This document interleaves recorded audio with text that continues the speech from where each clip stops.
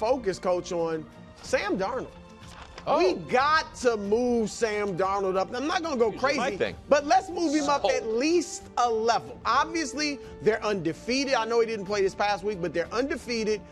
And look at the four guys, I know it's not right to left, but the four guys other than Purdy that are ahead of him. Cousins, Stafford, Herbert. Yeah. Darnold's passer rating in four of his 5 games has been 100 or higher.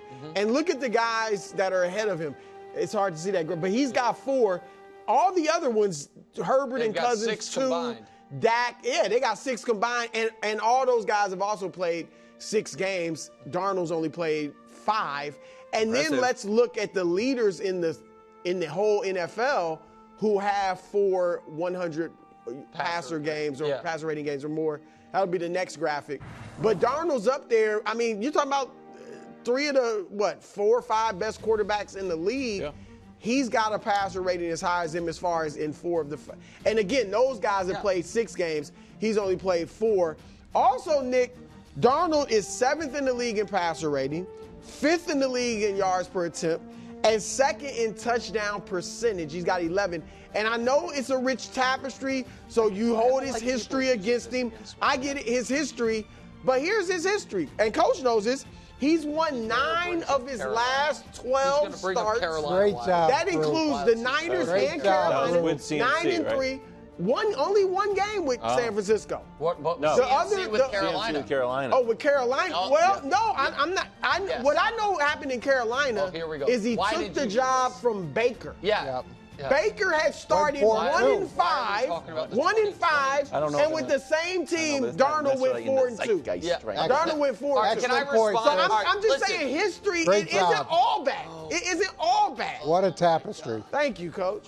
You got to move him up. The dude is balling. Okay, can I say something? He doesn't like Baker. He's balling. But the tapestry is not that rich where it goes back to Can I just say something? He took the job from Baker Mayfield, who's all right, right under Mahomes. We have heard enough about the 2022 NFC South standings. But you hold his history against I don't. You don't know what I'm going to say. The Jets, all that. That's not what it is. Okay, what is it?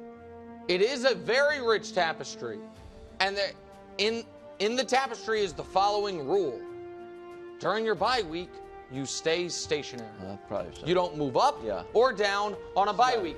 So the time to argue about Sam Darnold was not in 2022, which evidently we could have, but you didn't care about him then, you do now. It was a week ago. But a week ago, you were too busy kvetching about Brock Purdy. This is why Brock Purdy should be higher and all this nonsense. So if you wanted to make a Sam Darnold case, you should have made it a week ago. The reason you didn't was because a week ago, he was coming off a terrible game that he almost blew. Right, so argue about it then. A tough defense. You don't move up or down on your bye week. It seems pretty obvious. No one gets penalized on their bye week. They don't move up or down. That's the rules. It makes sense. All right. I mean, they said it best right there. You guys know that I think Sam Darnold should be elevated. I mean, Nick is actually, Nick starts yelling at Brou. I mean, he's annoyed at the Sam Darnold talk because he's so convinced that Sam Darnold is going to turn into that pumpkin. But earlier in the segment, when they were doing it all, Coach Mangini was kind of saying, listen, Josh Allen should be higher, and Mahomes, the tagline was, Josh Allen pays his bills, Mahomes eats for free. And Nick countered and was like, I don't know what you're talking about. What's wrong with Patrick Mahomes? Mahomes deserves to be at the top. They're undefeated, right? That's all I know. He's undefeated. What are you talking about? Because what Mangini was like, hey, do you want me to go through all the issues that Mahomes is having this season? And that's what Nick's counter was. I don't know what you're talking about. They're undefeated. So again, where is that same level of consistency for Sam Darnold? Any of the flaws that you want to point out for Sam Darnold, just be like, I don't know what you're talking about. The Minnesota Vikings are undefeated. So got to be consistent. Listen, I don't know exactly where you put Sam Darnold, right? I really don't. And that's not the scope of this video, is to try to be like, Sam Darnold is a top 2 quarterback in the NFL. Like, I'm not having that conversation. But to think that he's all the way down where he is it's just kind of silly at this point, right? To be below Dak Prescott right now, to be below even Caleb Williams right now. I mean, to be on the same level as Justin Fields. Justin Fields, who's struggling offensively. That Pittsburgh Steelers offense can do nothing, and Sam Darnold is on that level right now. I mean, like, it just makes no sense whatsoever. Just none. And again, it's hard to evaluate like a Stafford and a Herbert because of injuries and stuff like that. So I really do give them the benefit of the doubt for the most part, especially Stafford's older. And same thing with Rodgers. I mean, I don't really know how to evaluate these older quarterbacks in the context of this mountain, quite frankly. But I just know that Sam Darnold needs to be elevated, right? Like what he's doing with the Minnesota Vikings and leading the Vikings and everything that they're doing has been remarkable. And that's why Greg Jennings, I think it was last week, he did compare what Sam Darnold is doing compared to what Patrick Mahomes is doing. And it's just the numbers are the numbers. So even if you wanted to use the numbers and not film, and that's why we can even see these numbers, it's a little bit harder to see with the color. Maybe it shows better on your screen than it is, at least with my screen, right? I mean, 100 plus passer rating games. That's Sam Darnold has 4, Herbert 2, Cousins 2, Dak 1, Stafford 1. And then also just for the entire season, he's got 4. He's in the same category as Lamar, Burrow, and Allen. Those things matter. If you want to, use it against him that he's got a great coach and great weapons, right? He's got more weapons than, say, Josh Allen, right? Like, I'm okay with that. I really am, right? I really am. Just like the same way in the beginning of Brock Purdy's career, when he first started off with the 49ers, I get those levels of skepticism and saying, well, hey, look, you got all these weapons, this or that. I get it. But when you see some of the decisions that Sam Darnold is making, when you see some of the throws that he's making, it's not just this team completely carrying him. Yes, does a great team and a great coach help him and support him? Undeniably. But he's not just being carried by this, right? He's just not. We've seen what the Minnesota Vikings look like with largely the same team, especially offensively. We've seen what they look like with a true backup quarterback. And it's not the same thing.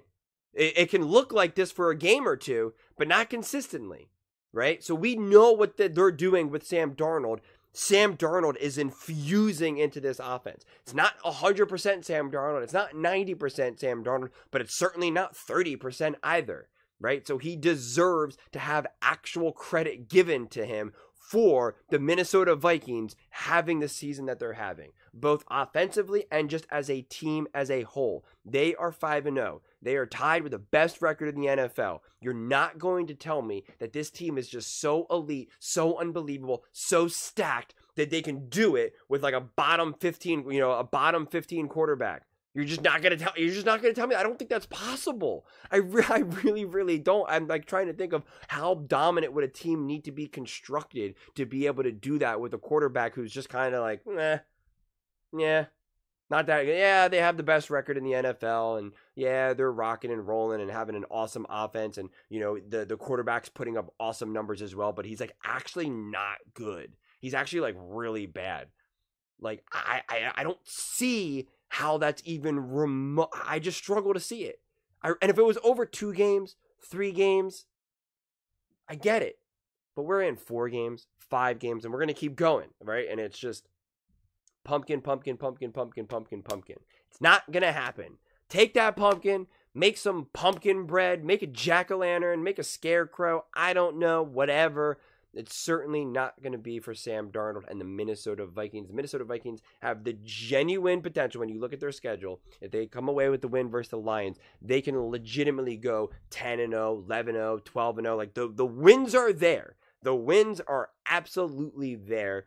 And a big part of that is going to be Sam Darnold. But those are just my thoughts. I'd absolutely love to hear yours. What do you guys all think about Sam Darnold still being held back in Nick's rankings and still being seen as, a bottom level quarterback? Let me know in the comments below. I read every single comment, so whether you agree with me or disagree with me, either way, let's get in some discussions, let's get in some fights, but ultimately, let's just have some fun. And please do consider subscribing. We are building an amazing community here, and I'd absolutely love to see you part of it. I'm going to build something that we all genuinely feel connected to. Something that we're really excited to be part of. I think we're well on our way to doing it. Please don't forget to give this video a thumbs up, as it really does help with the visibility and the algorithm. Thank you so much. See you next time.